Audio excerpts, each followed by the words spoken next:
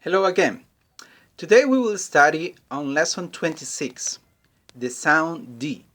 D as in bed, ladder, or day. This D is very similar to the D in Spanish we have. Okay, so make sure your tongue is touching your gum ridge behind your upper teeth. Okay, and the air stream is like stop. It's not explosive as in T. All right, so make it better. Uh, and also something important is that you have to make sure that your vocal cords are vibrating. Okay, so let's get started. Um, let's practice on exercise A on page 132. Ready? All right, here we go. The first one, or at the beginning of the words. Repeat after me, please. Do, dog, day, desk, door, dime, down, dozen, doctor, different. You see, it is very similar to the D in Spanish, right? Now let's see the letter D in the middle of the words.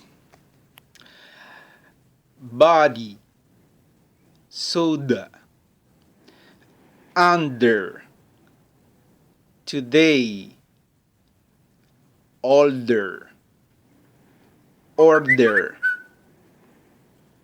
window, pudding, Sunday, medicine.